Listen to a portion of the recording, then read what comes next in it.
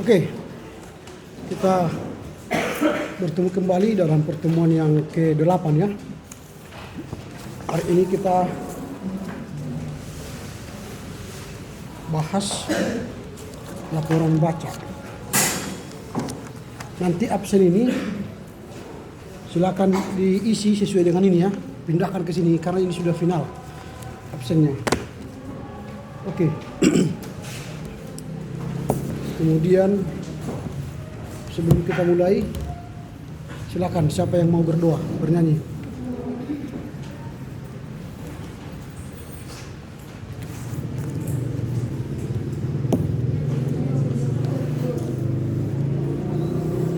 Oke, kalau tidak ada, silakan kita masuk pada bahasan hari ini, filsafat India. Kita akan membaca laporan baca dari 10 teman kita sesuai dengan silabus ya. Yang saya inginkan dalam pertemuan ini ialah Anda bukan membaca. Yang saya inginkan ialah Anda menyampaikan apa yang Anda tahu tentang bacaan itu. Karena dalam buku ini saya sudah baca ini semua.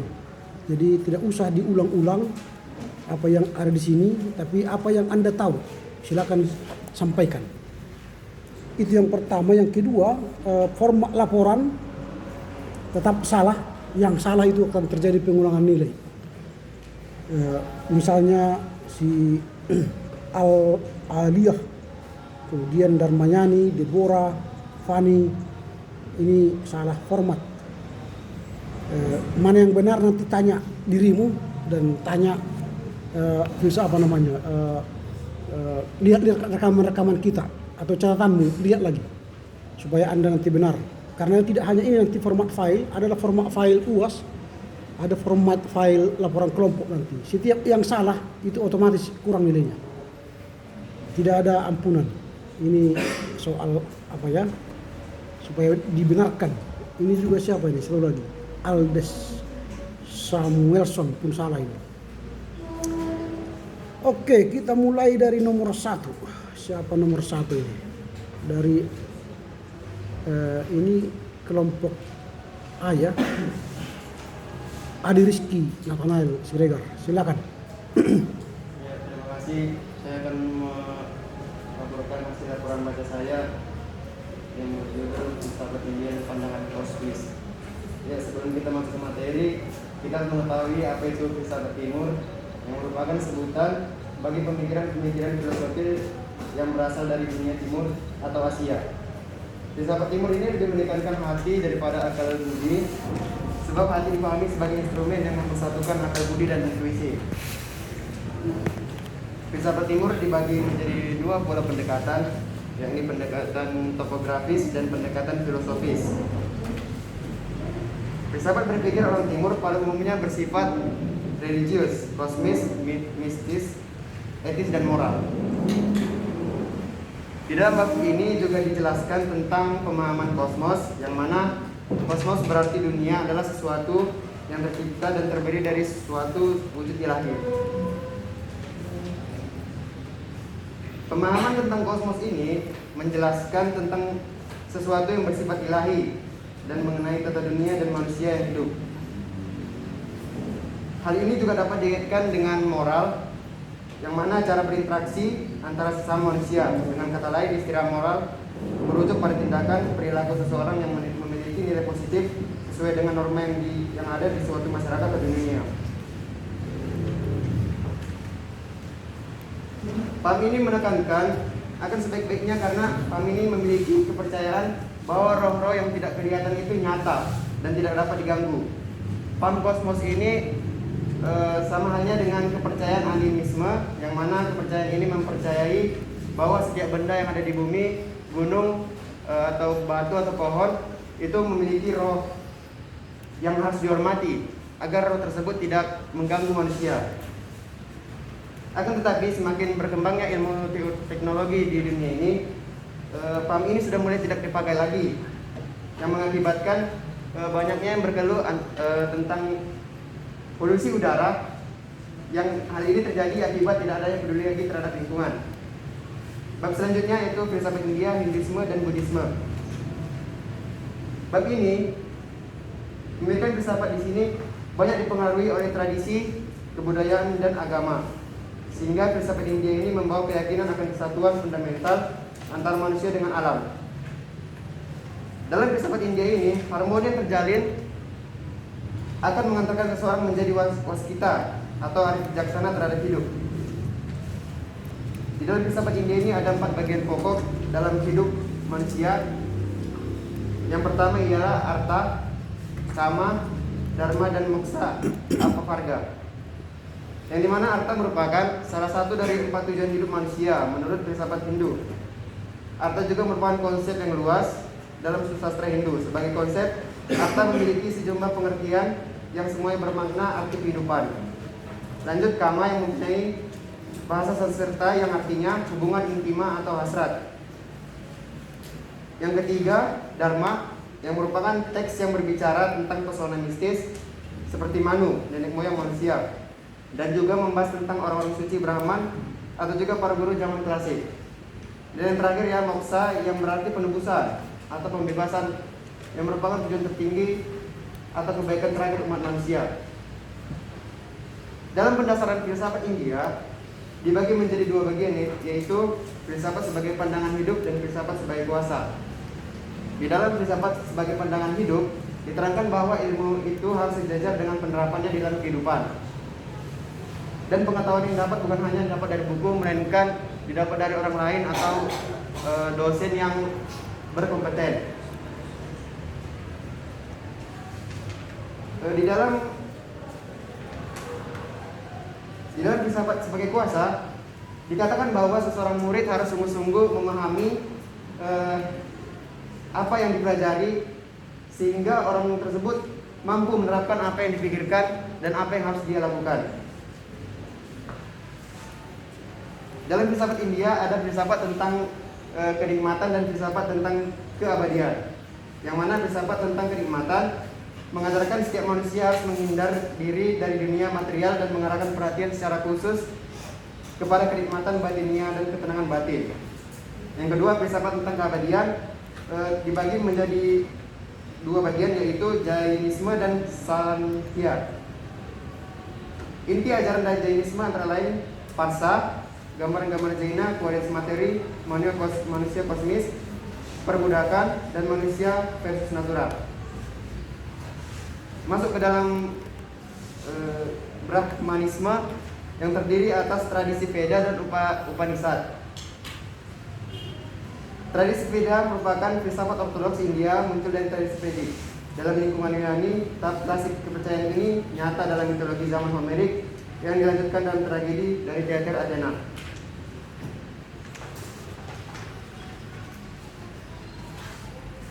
Secara singkat, kitab Veda adalah sumber ajaran mengenai segala persoalan manusia dan dunia yang diwahyukan oleh dewa tertinggi kepada para resi Brahmana dan guru. Wahyu ini dituliskan lewat buku Veda dengan jarak waktu sekitar 1500 tahun, antara 2000 sampai 500 sebelum Masehi. Filsafat agama Buddha atau Buddhisme merupakan agama rasional yang menekankan meditasi dan pembentukan diri. Filsafat ini tidak mengakui adanya yang disebut Tuhan. Filsafat ini mengajarkan kepada manusia bahwa hidup bukan untuk kembali ke penciptanya, melainkan agar masuk ke dalam nirwana, yang dimana suatu suasana yang tidak dikuasai oleh nafsu duniawi. Ajaran keselamatan bagi Buddhisme yang yaitu nirvana, yang dimana ini harus dicapai dengan proses menghilangkan segala ilusi dalam diri dan terus-menerus terarah kepada konsep yang jauh lebih tinggi tentang dunia ideal. Lanjut ke Bhagavad Gita yang terdiri dari kata Bhagawan yang berarti Tuhan dan Gita berarti kidung pujian. Bhagavad Gita merupakan dokumen klasik dengan ajaran yang sangat esoterik, luas dan mudah dihafal.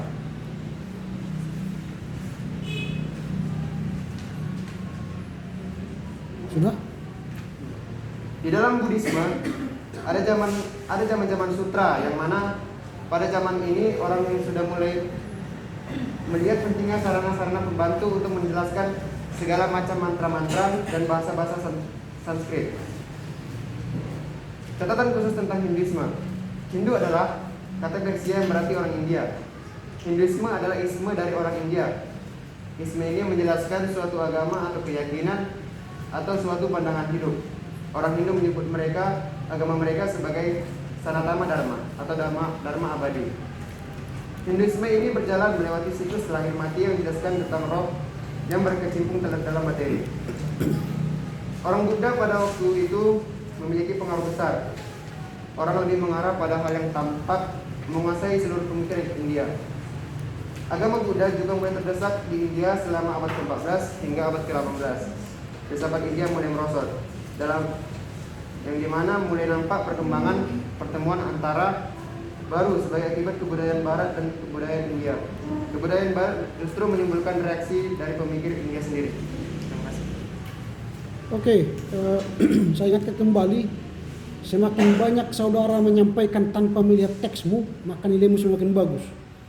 Tapi semakin banyak saudara membaca apa yang kau tulis, jangan harap nilaimu bagus.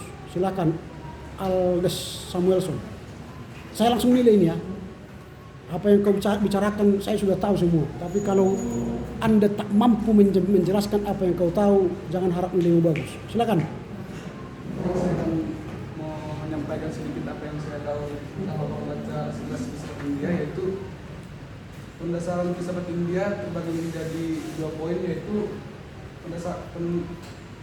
filsafat India sebagai pandangan hidup. Sini jelaskan bahwasanya ilmu itu dalam pemikiran orang India itu ilmu itu harus sejalan dengan apa yang kita lakukan dan apa yang kita perbuat.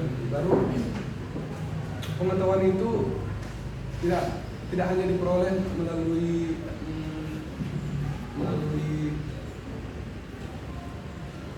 ilmu itu tidak hanya diperoleh melalui kuliah, diskusi, baru belajar, tapi ilmu itu bisa kita peroleh juga melalui relasi, bagaimana kita berrelasi dalam kehidupan kita. Baru ilmu juga bisa kita peroleh melalui bagaimana kedekatan kita dengan guru. Baru filsafat sebagai kuasa, yang kedua itu filsafat sebagai kuasa, yang artinya semakin tinggi relasi kita atau tinggi pola pikir kita, semakin kuat kekuasaan kita atau semakin banyak kekuasaan kita gitu.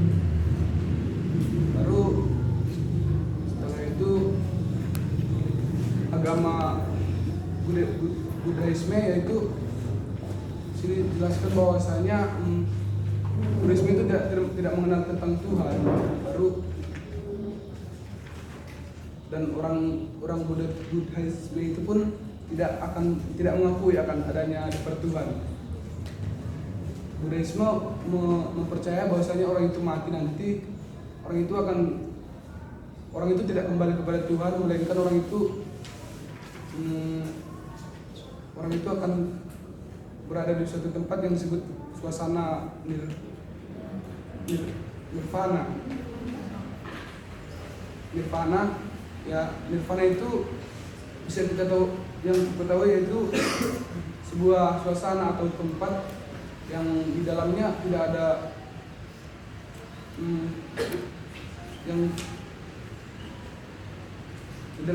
ada kuasa nafsu duniawi. Baru yang saya ketahui tentang Buddhisme ini, orang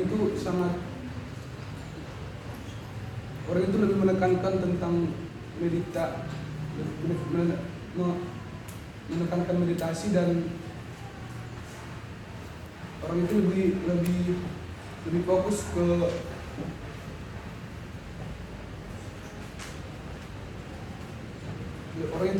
ke pembentukan diri sendiri gitu.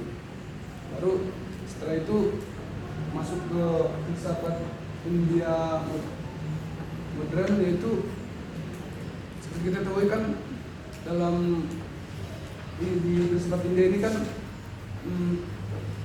udah terkenal, baru dikenal orang semua orang. Baru pada masa zaman modern ini filsafat India modern itu sudah mulai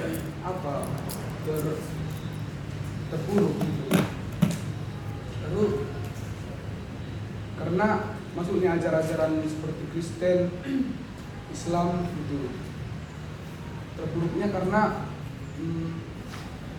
bertentangan dengan ajaran-ajaran Kristen dan Islam, yaitu melarang menyembah pohon atau menyembah patung dan lain sebagainya. Itu yang paling bertentangan, makanya itu sangat membuat pada zaman itu terpuruklah ajaran filsafat dunia. Terima kasih. Oke, lanjut pada Alida Sulitoma.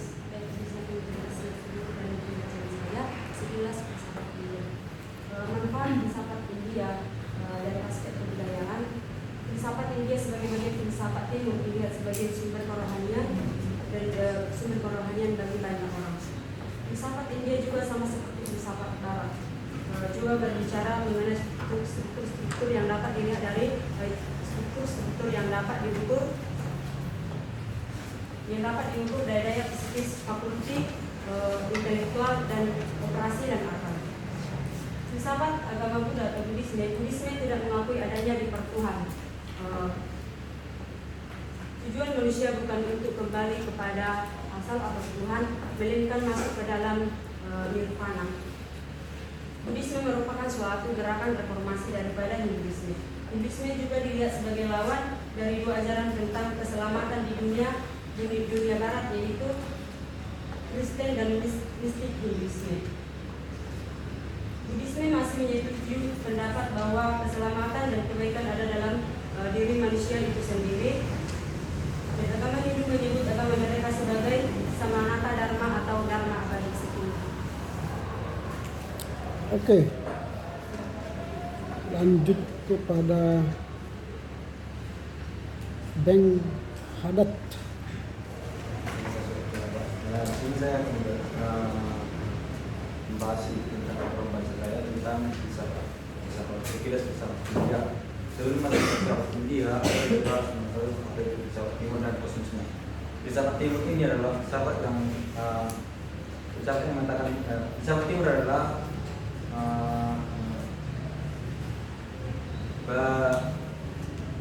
filsafat timur adalah filsafat yang membahas tentang pemikiran-pemikiran filsuf yang berasal dari timur atau Asia. Dalam filsafat timur ini ada dibagikan dua tentang pendekatannya, itu pendekatan geografis atau geografis, di mana dalam pendekatan ini dikatakan bahwasanya filsafat timur ini menganggap bahwasanya bagian timur dan barat dan juga timur laut itu merupakan kawasan mereka. Yang kedua tentang pendekatan filosof dan pandangan hidup, di mana filsafat timur ini harus tahu bagaimana wilayah mereka berpikir dan bertindak. Di filsafat tentang pandangan hidup dan filosof ini diceritakan bahwasanya manusia pada saat itu harus bertindak dan berpikir dengan akal pikiran. Dalam filsafat timur juga dibahas tentang kosmos, yaitu kosmos merupakan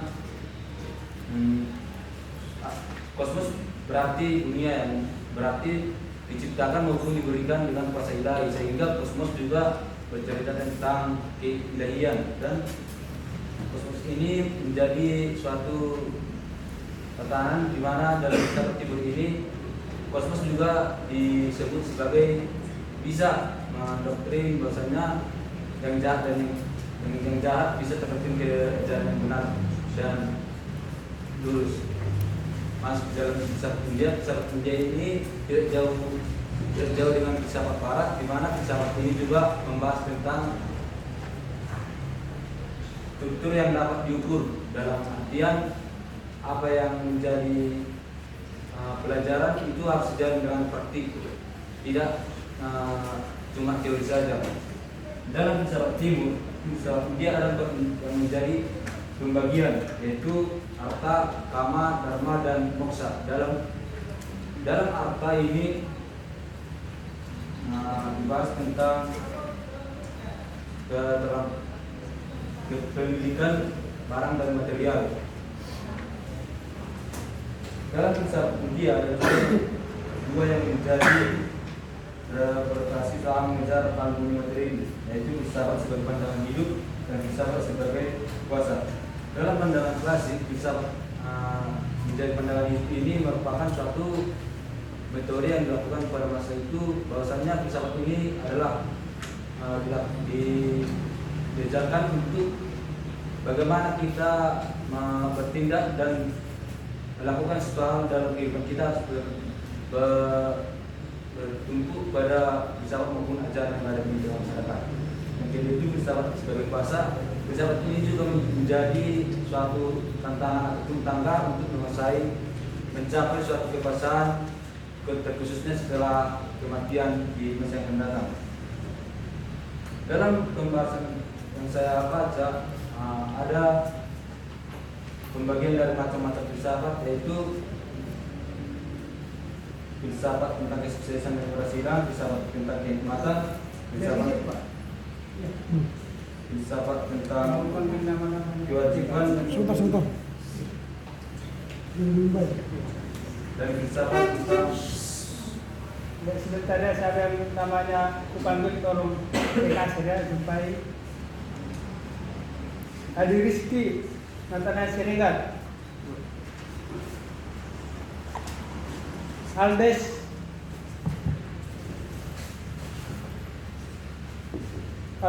Samuel Purba Amos Arjuna Amelia Aisyah Fatmita Saragi Bintang Damani Daniel Della Siregar Pierre Agustin Lubis Freddy Penggabian Prista Girsang Grace Evelyn Purba Enrico Haloho Dike Jasman Joy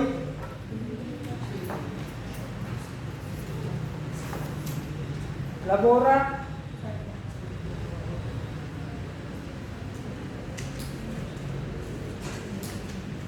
Marika Monaliasna Putri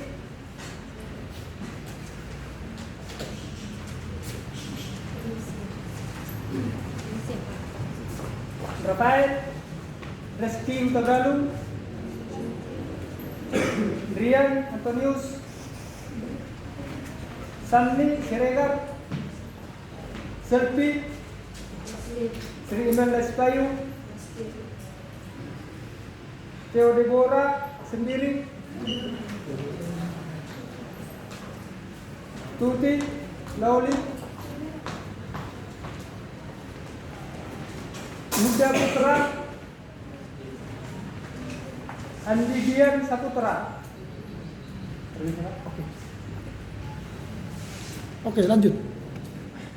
dalam filsafat timur ini juga, dalam filsafat India juga dibahas tentang modernisme dan idealisme, di mana modernisme ini tidak mengakui adanya Tuhan atau dalam artian mereka tidak percaya, tidak setelah meninggal tidak kembali kepada Tuhan, melainkan masuk ke dalam nirvana, di mana dalam nirvana ini dikatakan bahwasanya suasana di sana itu tidak dipengaruhi oleh nafsu duniawi. Yang kedua itu Hinduisme. Hinduisme ini adalah diajarkan tentang agama itu sebagai dharma, dan Hinduisme ini sering disebut sebagai isme, yang yaitu membahas satu agama yaitu Hinduisme. Oke, ini masuk kepada si Bintang. Dia ini salah format, lalu dikirim jam 23.03 malam. Ini dua kesalahannya. Bintang Prasetya Manik, silakan. Sahabat berpikir orang timur. Berpikir orang timur pada umumnya bersifat amat religius, kosmis, mistis, etis dan moral. dalam kaitan dengan relasi dengan alam dunia, harmoni kosmos ini diperlihatkan lewat sikap mencintai lingkungan dunia, keterwakilan dunia mencintai hidup dan melestarikan dan menghidupkan dunia lebih indah dan apa adanya. Harmoni kosmis dalam kaitan dengan wujud harus merefleksikan lewat sikap religius dan sembah sujud mereka melalui ritus-ritus yang dilihat sebagai cara berhubungan dengan yang lain. Kosmis dilihat sebagai pusat dunia dan dasar hidup setiap orang di dunia orang timur. Tolak ukur perbuatan jahat dan baik adalah harmoni kosmis. Kosmis dapat menuntun orang jahat menjadi orang benar dan baik. Ia dapat menjatuhkan hukum kepada manusia dan makhluk lain di dunia ini.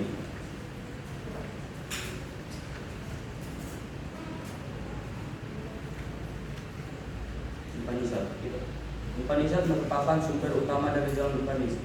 Kemudian kata ini juga menyebutkan ajaran paling kurang yang bersifat rahasia, kemudian tidak sebagai kitab yang memuat ajaran rahasia ini. Ajaran mereka bersifat komunitas dan absolutis. Segala sesuatu keluar dari suatu realitas tertinggi atau Brahma. Brahma merupakan asas kosmos dan Atman merupakan asas hidup manusia. Pada zaman ini tersebarlah ajaran tentang karma dan segala akibatnya. Buddhisme tidak mengakui adanya kebatuan. Tujuan hidup manusia bukan untuk kembali ke melainkan untuk masuk ke dalam nirvana atau suatu suasana yang tidak dapat dikuasai nafsu duniawi. Ada dua macam Buddhisme, yaitu Buddhisme Mahayana dan Hinayana. Mahayana berarti kendaraan atau kapal feri yang besar yang dapat ditumpangi semua orang.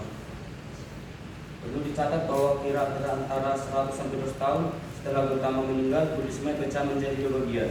Namun mereka tetap memiliki sumber yang sama, walau dengan tekanan berbeda. Arti dari Hinayana. Hinayana memiliki observasi yang sempit dengan penekanan pada aspek monastik dan estetik serta persepsi etistik halal manusia. Ajaran tentang keselamatan. Tujuan akhir dari adalah nirvana, yaitu pencapaian dunia terbatas dicapai lewat proses melenyapkan segala ilusi dalam diri atau dunia indrawi dan secara menerus tertera kepada suatu konsep yang jauh lebih tinggi tentang dunia ideal.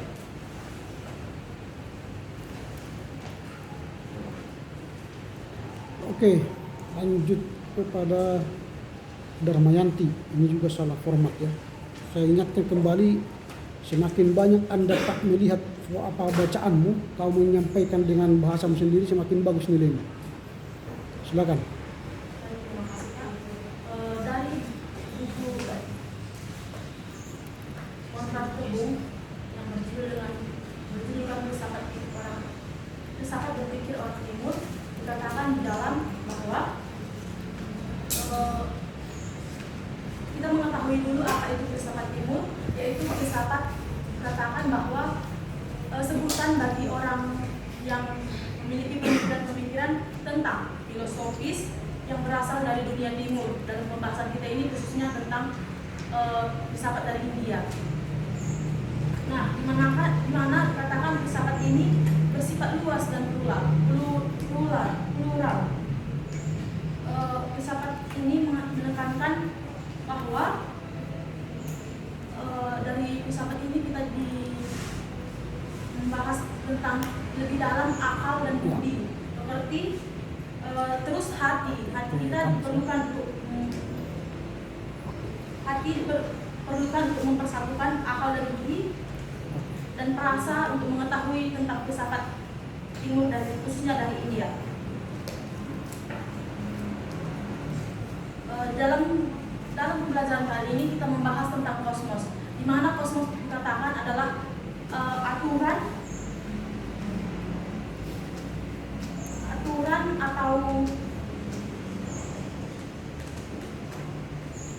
aturan atau suatu susunan yang harmonis, di mana orang India harus mengikuti dan mengikuti ajaran kosmos ini, karena kosmos ini dikatakan harus manusia dituntut untuk bersikap baik dan meyakini keyakinan yang diyakini, Selanjutnya, dikatakan filsafat ini dipelajari untuk mengetahui kebenaran, di mana ada kota Yunaisme di India mengikuti ajaran kosmos. Bahkan di daerah Yunaisme di India ini dikatakan harus saking percaya tentang kosmos ini, mereka tidak memakan daging atau sayur-sayuran supaya tidak ada korban yang dipercayai mereka, bahwa kosmos ini mengajarkan untuk tidak merugikan orang lain, bahkan tumbuhan sama binatang sekalipun. Selanjutnya dikatakan siapa yang mengikuti ajaran kosmos ini akan diberikan ganjaran, di mana kayak seperti ada upah ganjaran itu kalau mengikuti ajaran kosmos.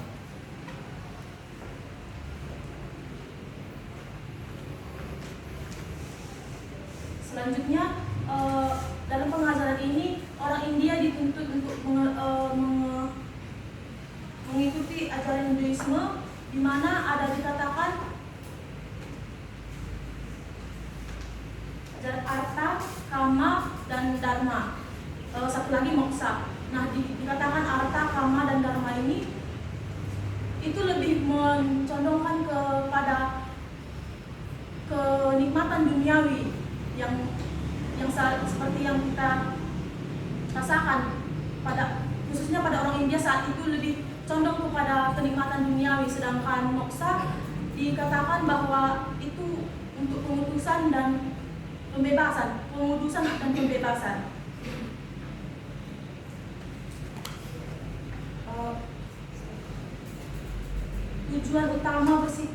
Tujuan utama dalam pembelajaran ini kita memerlukan kebijaksanaan untuk mengetahui penghayatan kehidupan dan mendalami pengetahuan tentang filsafat itu harus berdasarkan fakta dan disertai dengan moralitas, di mana orang India harus menuju ke nirvana. Mereka harus menekankan aturan-aturannya seperti peraturan yang ada di kosmos. Terima kasih, Pak. Oke, kita lanjut kepada Deborah. Ini pun salah format ya. Silakan. Baik, terima kasih kepada Bapak dosen. Di sini saya akan menjelaskan mengenai sejarah filsafat India. Sebelum kita mengetahui apa itu filsafat India, ada pandangan kosmis yang mengatakan pengertian mengenai filsafat timur. Filsafat timur, pengertian ini itu dapat dilakukan dengan dua pendekatan, yaitu pendekatan geografis dan pendekatan filosofis. Pendekatan geografis mengatakan adalah filsafat timur itu adalah filsafat yang ada di benua tenggara dan timur. Sedangkan filsafat filosofis mengatakan filsafat timur itu adalah filsafat itu manusia yang ada di mencakup topografis makhluk hidup. Filsafat India itu penting untuk kita pelajari karena kita dapat mengetahui sejarah kehidupan orang India. Ada beberapa macam-macam filsafat orang India.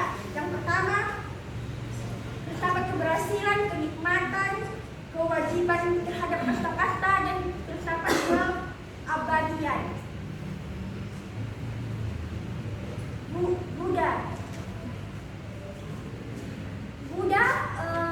Filsafat Buddha menekankan bahwa tujuan hidup manusia itu bukan kembali ke asalnya atau kepada Tuhan, tetapi kembali ke nirvana. Ajaran filsafat Buddha ini dibawa oleh Siddhartha Gautama pada tahun 563 sebelum Masehi. Di dalam filsafat Buddha ini ada 4 inti ajaran utama, yaitu yang pertama, manusia itu dipenuhi oleh duka atau derita. Yang kedua, derita-derita itu disebabkan oleh batin manusia yang tidak mau tahu. Yang ketiga, Ya, halo. derita-derita itu atau duka-duka Ya, itu bisa, dapat Pak. dihilangkan atau dilenyapkan. Yang keempat, duka itu dapat diperbaiki.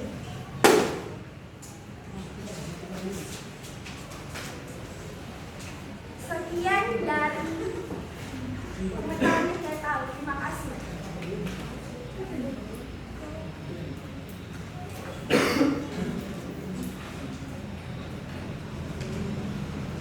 Sudah selesai. Oke, lanjut ke Fani. Ini juga terlambat salah format ini ya. Silakan. Baik, terima kasih. Saya akan menjelaskan sedikit yang saya tahu. Filsafat India itu perlu kita pelajari karena untuk mengetahui suatu sejarah, kebudayaan, pola pikir, tingkah laku orang India. Filsafat India ini juga bagian dari filsafat timur, dilihat dari sumber kerohanian yang mendatangkan ketenangan jiwa dan ketenangan batin. Filsafat India juga berbicara mengenai tentang struktural yang dapat diukur, metodologi, pengertian manusia, pengalaman, dan lain-lain.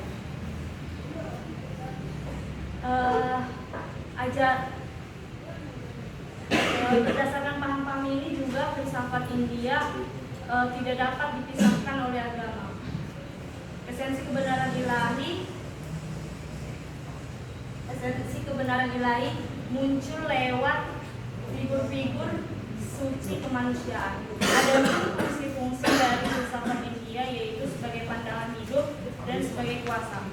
Selain fungsi, ada pula macam-macam dari filsafat India. Yang pertama yaitu tentang keselamatan. Yang pertama itu tentang sukses dan keberhasilan. Lalu yang kedua, filsafat tentang kenikmatan. Manusia diharuskan untuk menghindarkan dunia material dan memfokuskan diri kepada kenikmatan batin dan ketenangan jiwa. Yang ketiga yaitu filsafat tentang kewajiban. Orang India wajib menyandang status kasta, di mana ada beberapa bagian kasta, yaitu yang pertama kasta Brahmin yang terdiri dari para sarjana dan para pengawal iman. Yang kedua kasta Kshatriyas yang terdiri dari para penguasa masyarakat. Yang ketiga kasta Vaishya yang terdiri dari para pedagang atau seniman. Yang keempat itu kasta Sudras yang terdiri dari para pengemis atau rakyat-rakyat kecil. Selanjutnya filsafat tentang keabadian. Lalu selanjutnya itu sejarah filsafat India dibagi menjadi 4 bagian besar. Yang pertama itu zaman Veda. Zaman Veda itu adalah zaman yang ditandai dengan kedatangan bangsa Arya.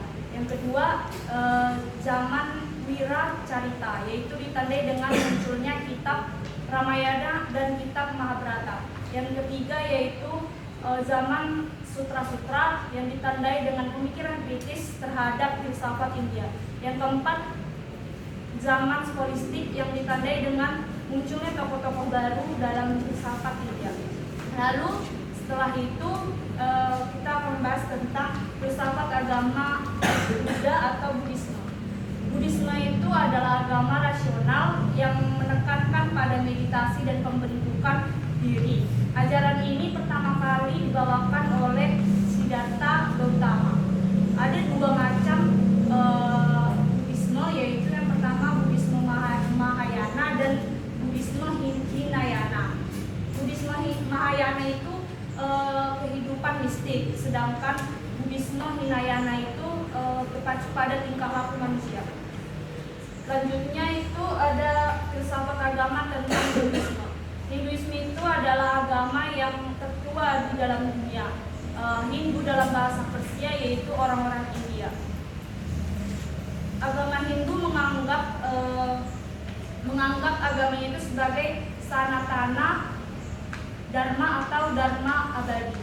Dharma dalam teks Hindu mengandung arti, yaitu yang pertama berhubungan dengan hukum dengan tingkah laku orang Hindu. Lalu yang kedua berhubung religius menjadi dasar dari segala hukum yang ada. Orang Hindu juga menganggap agamanya itu sebagai agama kebebasan dari asumsi dogmatik.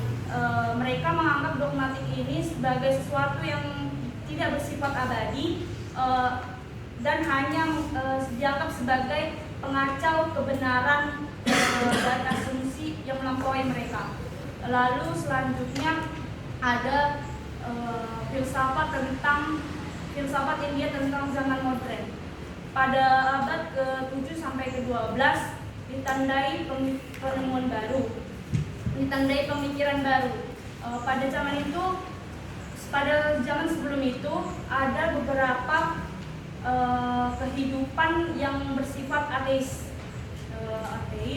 Lalu namun filsafat India ini bangkit lewat pembaruan yang dibawa oleh Ram Roy. Ram Roy ini dikenal sebagai pembaru pembaru agama atau pembaru sosial seperti pemberantas poligami dan pembakaran janda. Selanjutnya ada pula Gandhi. Gandhi ini juga sangat berpengaruh dalam politikus India. Gandhi mengajarkan tentang bahwa kebenaran itu adalah asas dari segala sesuatu yang ada. Dan dari Gandhi maka lahirlah sebuah identitas martabat cinta kasih kebenaran yang ditemukan oleh orang India. Oke, baik. Terima kasih. Saya senang yang terakhir karena dia bisa menguasai materinya. Ya. Tepuk tangan dulu untuk Stefani.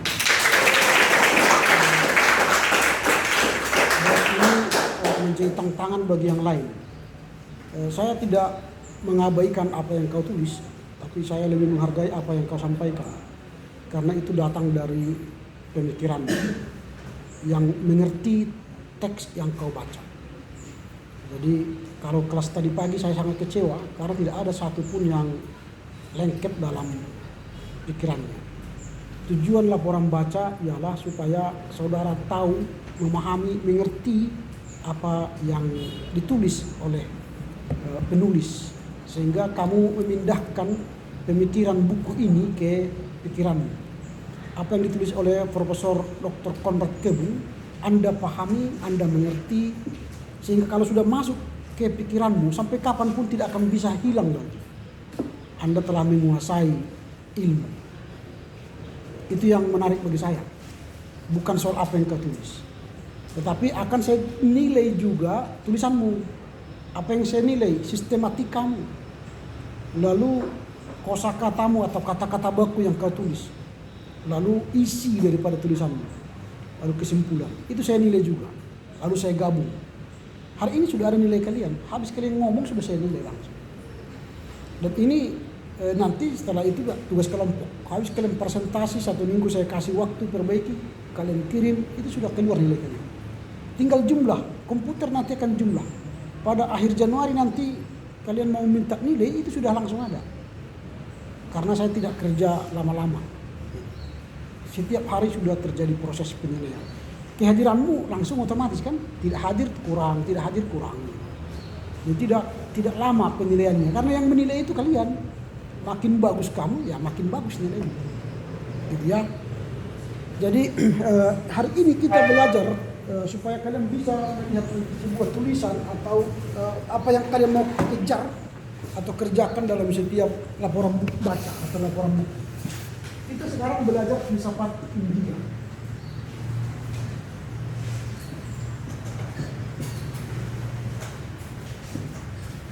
Nah, dalam laporan baca yang ditulis oleh Konrad Kebu, yang hendak kalian jawab pertanyaannya adalah apa itu filsafat India? Yang kedua, apa itu filsafat Buddha? Ini harus kalian mengerti. Itu tidak apa itu filsafat Hindu. Pertama Hindu, lalu Buddha.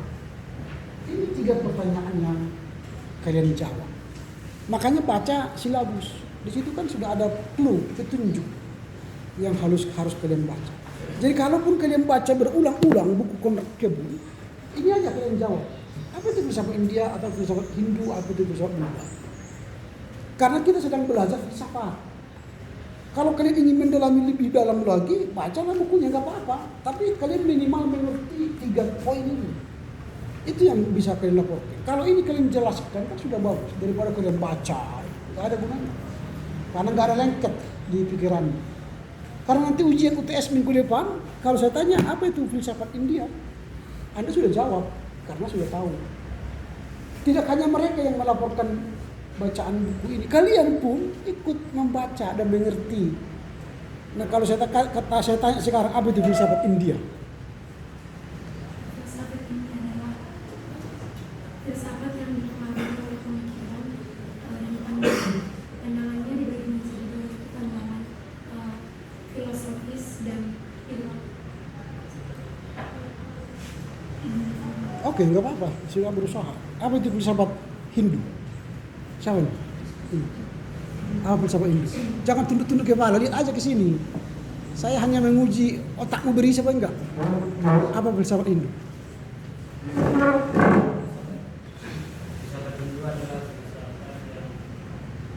Berarti Anda tidak baca buku. Itu aja. Jangan lama-lama. Apa filsafat Buddha? Filsafat Buddha adalah filsafat yang menekankan meditasi dan membutuhkan diri lewat self. Anda hanya baca mendengar apa yang disampaikan mereka ya. Berarti kalian tidak baca juga laporan baca mereka ini ya. Atau ada yang membaca buku ini di luar mereka? Ada yang baca buku ini? Ada yang baca? Wow. Jadi ya mungkin kalian masih berpikir cara belajar kita hanyalah seperti SMA ya. Kalau nggak dikasih tugas nggak mau baca gitu. Padahal ini tugas kita. Ini kalian sekarang lagi kuliah. Mereka ini membaca atau menyampaikan hasil bacaan mereka, tetapi kalian juga membaca sambil mengerti gitu. Lalu terjadi dialog, diskusi. Kalau saya suruh kalian bertanya sekarang nggak apa yang kalian tanya, kalian tak mengerti bukunya Konrad Kebu. Akan mungkin bisa dialog, bertanya. Ini supaya melatih cara berpikir kalian kalau sudah menjadi scholars, menjadi ahli, teolog. Kalau saya tanya sekarang si Fanny, dia sudah paham. Ketika saya diskusi dengan dia, pasti dia paham karena dia sudah tahu isi bukunya. Tapi kalau saya diskusi dengan kalian tentang filsafat India, boro-boro ngerti. Karena kalian tidak baca bukunya. Gitu. Jadi sayang sekali waktu kalian di kamar tanpa mengisi dengan memasukkan data. Kalau sama kelas tadi, kelas B, saya katakan isi otakmu dengan data. Masukkan data itu ke otakmu supaya kamu pintar. Selama Anda tidak memasukkan data ke otakmu, Anda tidak pintar. Maka rajinlah masukkan data. Data itu perlu masukkan. Dengan cara apa? Baca. Tidak ada cara lain. Kalau masukkan data ke flash disk, masukkan ke sini flash disknya, pindahkan ke situ. Masuklah data itu ke flash disk. Kalau kalian klik buka flash disk itu, buka filenya, keluar datanya ada.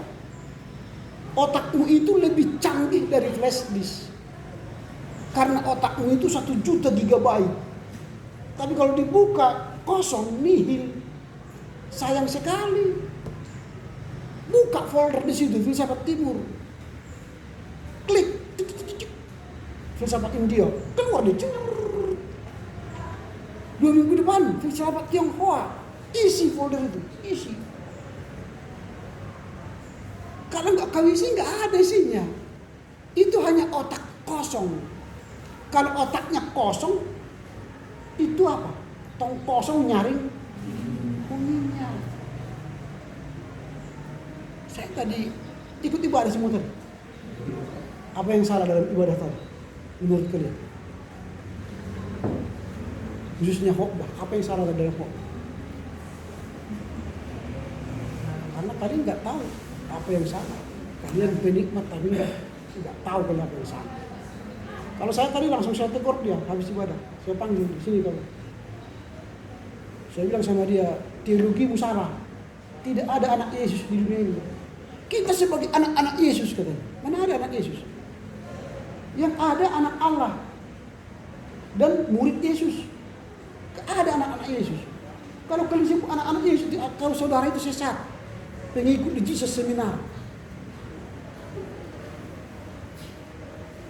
Kalau saya tekor tadi, perbaiki teologi. Nah, saya diskusi dengan beberapa dosen, kita perlu koreksi alumni kita. Kalau sempat seperti itu khotbah di gereja-gereja lain, gereja-gereja kita, itu kan ajaran sesat. Makanya isi otakku dengan data yang benar supaya jangan salah khotbah. Apalagi sikap dia tadi, kayak anak-anak kan. Ayo bukan dua-dua titis dua. Itu siapa? Ayo. Perhatikan. Kayak anak TK aja kita semua. Itu bukan pengajaran TK, itu khotbah. Lalu tadi yang paling berbahaya lagi, saudara. Kalau kita pun dibantingnya di mimbar. Sempat itu di jemaat. Hati-hati kalau kalian banting Alkitab di jemaat. Jemaat itu masih menganggap firman Tuhan itu Alkitab tidak suci. Kalau kau banting, kau nanti dibanting, diturunkan dari mimbar. Dan pari kau di sana. Akan masukkan data yang benar. Jangan kosong itu otakmu. Itu rugi kalian kalau nggak kalian isi. Punya otak tapi tak berisi. Isi aja terus. Dikasih silabus itu baca. Bukunya apa? Baca terus. 2 minggu yang akan datang setelah UTS kan sudah ada silabus kan? Baca. Jangan mau laporan buku baru kau baca. Ya hasilnya seperti ini. Memindahkan ini ke lembar kertas kalian. Itu saya nggak suka.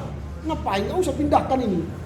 Kau usah pindahkan isinya ini ke lembar kertasmu. Ini sudah ada sama saya. Saya sudah tahu ini, sudah baca.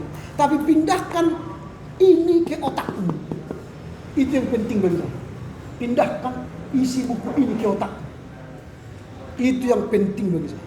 Bukan kau pindahkan dari ini ke lembar kerjamu. Perlu juga saya nilai nanti dari sini sistematika penulisanmu. Tapi itu tidak begitu penting. Yang penting bagi saya ialah otakmu berisi. Paham maksud saya? Semoga kalian bisa mengerti apa yang saya ajarkan di kelas. Saya sudah ceramah berapa kali? 7 kali. Lalu ini sekarang kita ganti model pembelajaran dengan laporan mutu.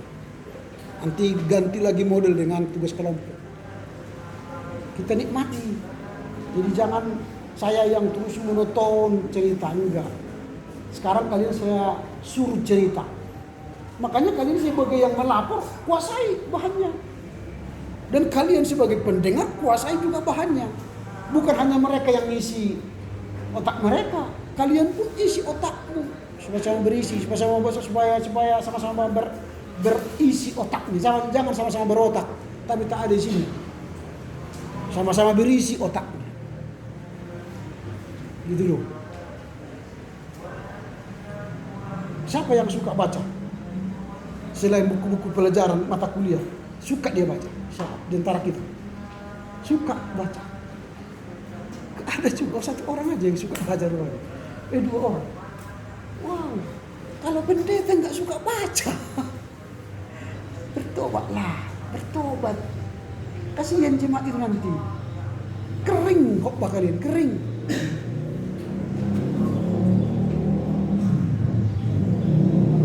Ini mumpung kalian masih semester 3, latih diri membaca, latih baca. Mulai buku yang tipis sampai buku tebal. Usahakan tamat selesai.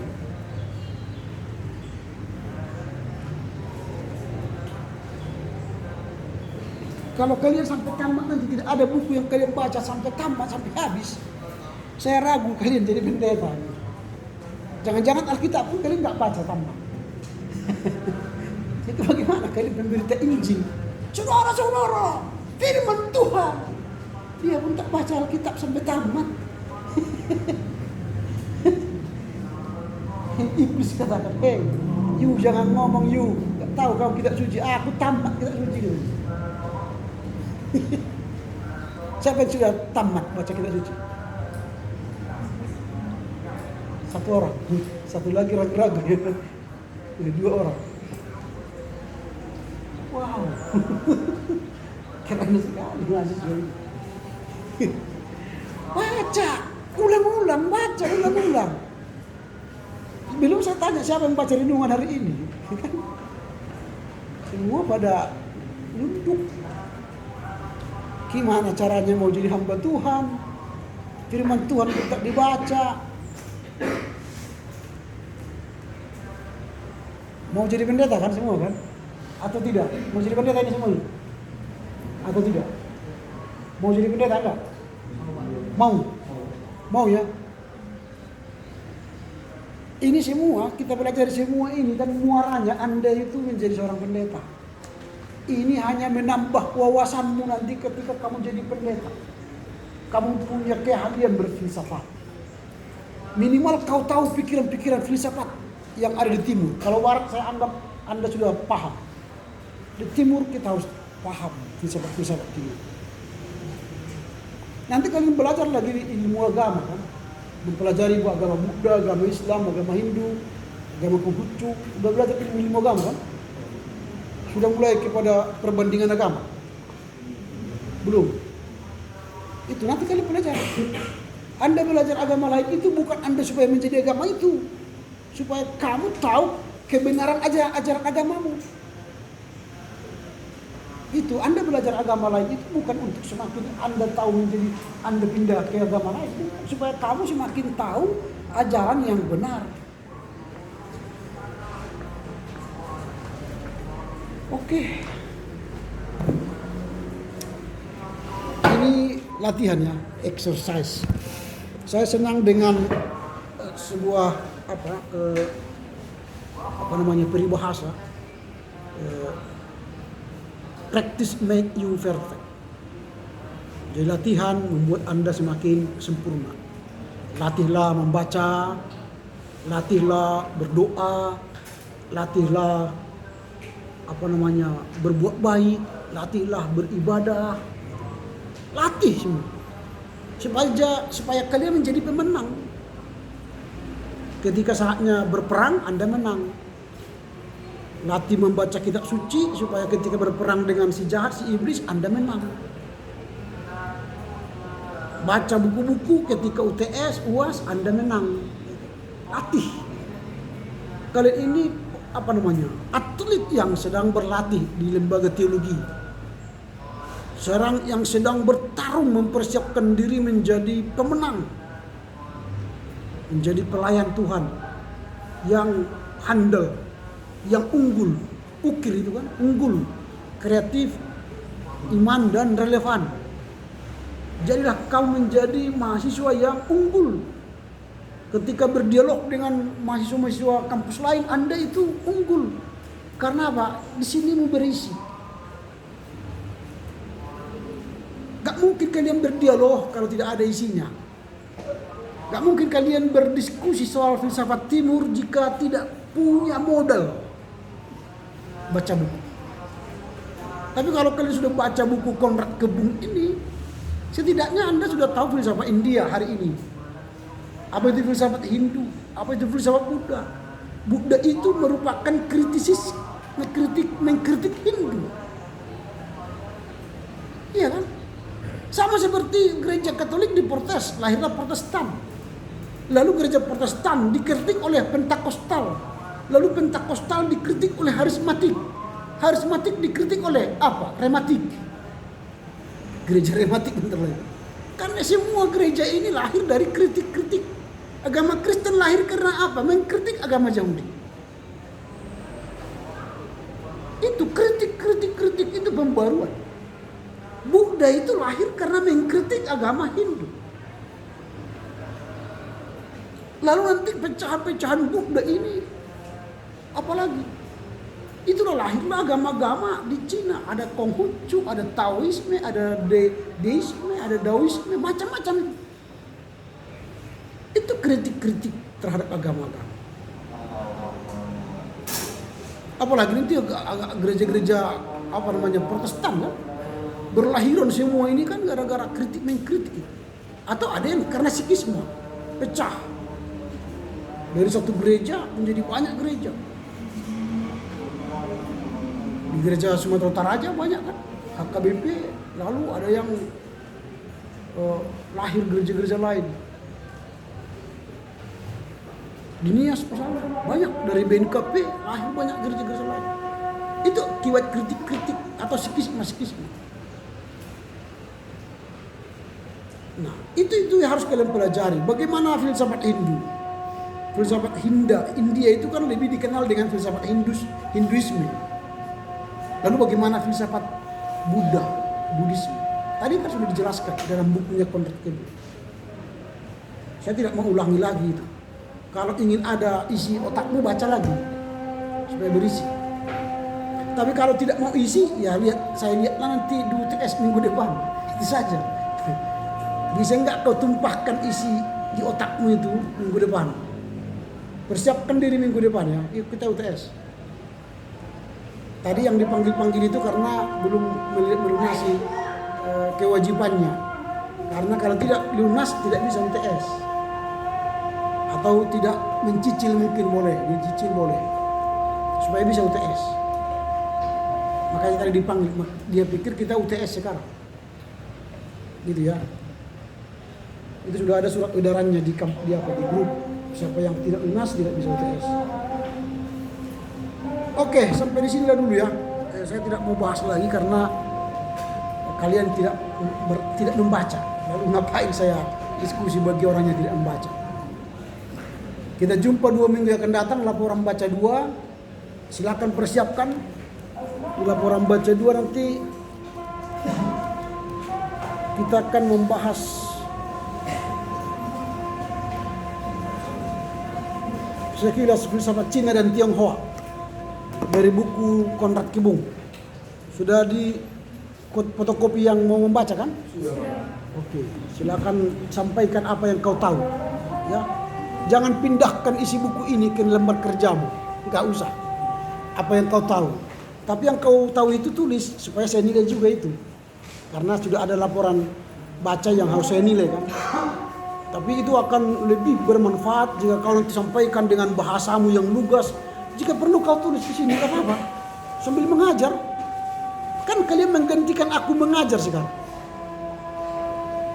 Saya kan udah selesai mengajar. Sekarang kalian mengajar kita di kelas ini. Apa yang kau tahu? Mengajar aja. Gitu. Ya. Supaya kami mendengar apa isi hatimu. Apa isi yang kau tahu. Gitu ya. Saya juga gitu. Kalau mengajar saya baca dulu banyak, baca. Lalu yang saya baca itu yang saya sampaikan. Kalau kurang lagi nanti saya baca lagi di rumah. Gitu. Saya tidak Superman, saya tahu semua enggak. Sama seperti kalian ya saya. Cuma saya baca aja supaya tahu. Lalu setelah saya tahu saya sampaikan sama kalian. Nah gitu nanti. Apa yang kalian tahu itu ceritakan ke kita. Dulu kan sudah pernah saya katakan, pernah ke Manhattan pernah. Lalu saya tanya, apa isi Manhattan? Kalian kan bisa cerita. Lantai 1 itu ada Brastagi, lantai 2 ada food court, lantai 3 ada Matahari, lantai 4 ada di situ Gramedia, lantai 5 ada X1. Kalau mau nonton, tontonlah di sana, ngiri-ngiri sedap misalnya kan. Atau banyak film-film di sana. Kalian ceritakan karena Anda tahu. Tapi tidak mungkin semua kalian tahu karena tidak kalian jalani semua kan. Kalau saya melihat sebuah mall selalu pergi ke toko buku. Cari buku apa yang menarik di sana. Kemarin saya ke Medan Fair Plaza cari buku di Logos. Di situ ada 2 toko buku. Satu Logos, satu di atas, satu lagi. Lupa saya namanya. Nah, setelah saya di sana ada buku-buku yang menarik, beli lagi. Ini sekarang ada BPK di situ. Beli 1, tambah biar tambah 1 buku. Minimal beli 1 nanti buku Selamat Berguna. Itu seri terakhir dari Andri Ismail. Sudah 33 selamat ditulisnya. selama 33 tahun. Itu terakhir. Dia sudah 83 tahun sekarang tak menulis lagi soal seri selamat. Karena sudah 33 tahun selamat kan. Dia akan menulis dalam bentuk lain nanti. Kita tunggu tahun depan. Baca. Beli satu. Apalagi kalau kau sudah tahu judul skripsimu sekarang, kumpullah buku-buku itu. Jangan nanti setelah tingkat 4 baru cari judul skripsimu. Terlambat itu. Sekarang cari-carilah skripsimu apa. Makanya rajinlah membaca apa yang mau kau tulis. Kalau perlu pengalaman, pergilah ke sebuah gereja. Disitulah kau terus di sebuah gereja itu mengabdi. Siapa yang mengabdi di sebuah gereja sekarang di sini, di Medan ini? Dia selalu ke sana terus melayani. Siapa? Sedikit, tidak banyak. Itu menolongmu nanti menyelesaikan skripsimu. Banyak tugas-tugas yang kau kerjakan nanti karena mereka. Di situ aja. Ambillah satu gereja yang dekat dengan kampus itu, situ kau mengabdi. Nanti kalau kau tamat, diberangkatkan dengan doa karena mereka merasakan kehadiranmu. Daripada kau tamat, tak ada pun orang yang mendoakanmu tamat. Kasihan di luka ini. Gak ada jemaat yang mendoakanmu. Tamat ya tamat. Gitu ya. Oke, kalau tidak ada yang mau rindu bernyanyi dan berdoa. Kalau enggak ada enggak apa-apa. Karena saya perintah tadi lambat perintahnya sampai dan perintahnya dilakukan gitu. Ibadah kelompok pagi tadi gitu. Karena lambat, siapa yang bernyanyi berdoa? Ditunggu harus 1 jam mungkin baru sampai ke otak, lalu otaknya merintah, lama. Lola dia, loadingnya lambat. Ada yang mau bersedia? Oh ini baru cepat ya. Ya silakan.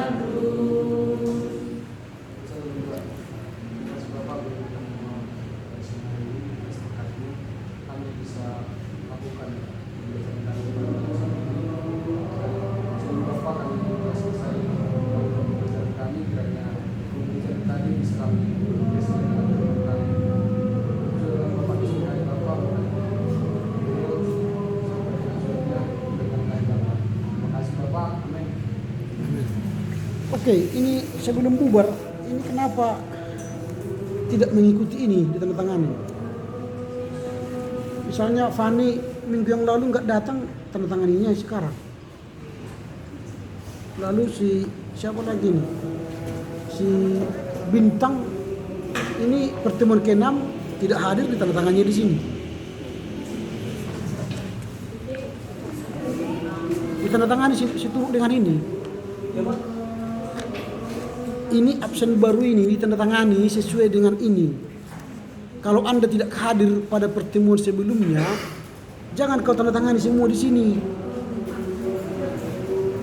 Gitu loh. Misalnya si Bintang itu pertemuan yang ke-6 itu alfa. Baru si Aldas pertemuan yang ketiga alfa. Ini semua kalian isi semua seolah-olah Anda hadir. Enggak. Anda sudah alfa pada pertemuan ke-6 dan ketiga. Gitu loh. Jangan tanda tangani seolah-olah Anda hadir semua. Enggak. Si Theodora hadir hari ini. Hah? Kemana kau? Sudah saya buat alfa ini. Kupikir nggak hadir kau. Lihat sini. Tanda tangannya aja nanti ini. Karena sudah saya buat alfa itu. Karena kupikir kau nggak hadir. Hadir kau semua selama ini? Hadir. Nah tulislah semua hadir. Bagaimana dengan ketua kami Alfa? Alfa apa itu? Alfa Purbo. Kenapa dia? Kemarin kan dia bermasalah di kantor Pak akademik. Tapi udah siap katanya kalau udah digali semua malah buang video dia Pak. Ya tapi di portal gak ada namanya. Kalau nggak ada ya udah sudah selesai dia. Itu kan bukan urusanku. Udah dia bilang katanya Pak. Di sini tidak ada di portal saya. Entah kau dia bilang pun berpuluh kali, kalau tidak ada di portal dia nggak masuk. Lebih baik dia cuti karena sudah selesai. Portal sudah dikunci. Gitu ya.